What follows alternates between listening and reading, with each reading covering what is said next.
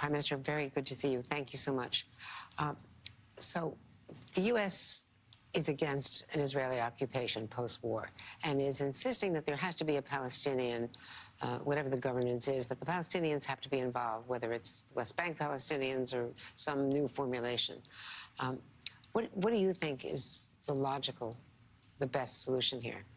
Well, we have right now Al-Qaeda state on our border with Osama bin Laden supposedly running it. So the first thing You're analogizing Hamas, yeah, of course, with Al-Qaeda, because they're terrorists. Full-blown terrorists who we now know will murder all Israelis if they can, and rape and sever arms and legs of babies, which is what they did. So we have two objectives: to release all 240 hostages and to fully eliminate Hamas. You're asking about the day after, which is a long way down the road, but it's a legitimate question. We don't want to govern Gaza. Israel never had a territorial claim for Gaza. We gave up Gaza and handed it over to the Palestinian Authority, and we got hell. This time around, what we're going to want to do is keep a security strip after the war, a buffer zone, to move them away from Israel, say 1 kilometer deep. And there will be some sort of a transitory period, after which there'll be a form of self-governance that works for them. Well, that's a demilitarized zone that takes away some land from them. Well, there's a price to pay when you go and murder innocent civilians. We're not doing it because we want to grab land. As I said, we have no desire for that, but we have to protect our people. If you had crazy terrorists next to your home, you'd also want a security zone. What do you think about this 3-day pause? Because the Prime Minister has not indicated that, but we understand that there are talks underway with Qatar, with Israel, with the U.S. for a 3-day pause, hopefully to try to get some hostages out. Is that on the table? I think instead of applying pressure on Israel to cease fire, there should be only one pressure point, and it's to pressure Hamas into disarming Gaza and releasing hostages. But as an interim step, what about a 3-day pause? It's a very bad idea. I'll tell you why. Why is it a bad idea? It's a bad idea because it might help you to get hostages out. They're going to play around with us and maneuver us and give us a few hostages, but then it'll prolong the whole suffering of everyone. Do you think that Netanyahu would agree to it? I don't know.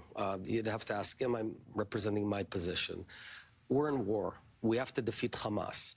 The longer this goes on, the more suffering there'll be for everyone. So imagine it's the Nazi regime, January 1945, we got to win the war. If we keep on pausing and allowing them to replenish, refresh themselves, each time we give them a day, it's another 2 weeks to the war. Now, the counter-argument is that you are losing not only Europe and others in the region, and their opinion may not matter, but ultimately it's going to affect your funding and your support internationally.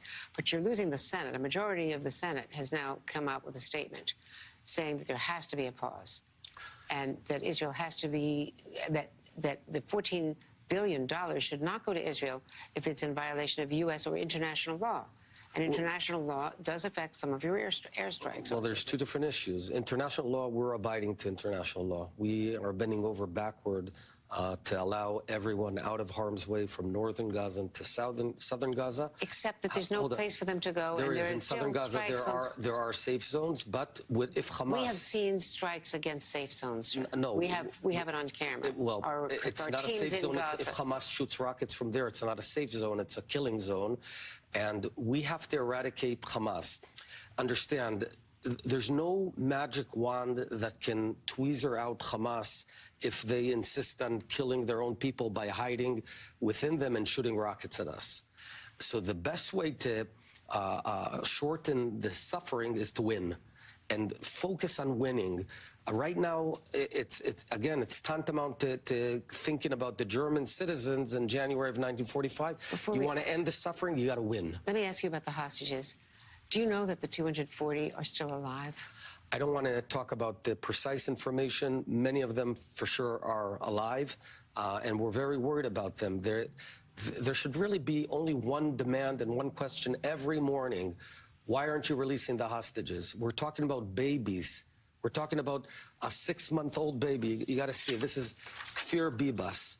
This is a 9-month-old baby, and he's being held hostage by Hamas. They're not complying with the Red Cross requirement. The Red Cross are Nothing. supposed to get in and communicate with families, see them. I know that. We're talking about just the craziest, most radical Islamic terrorists and sadists in the world.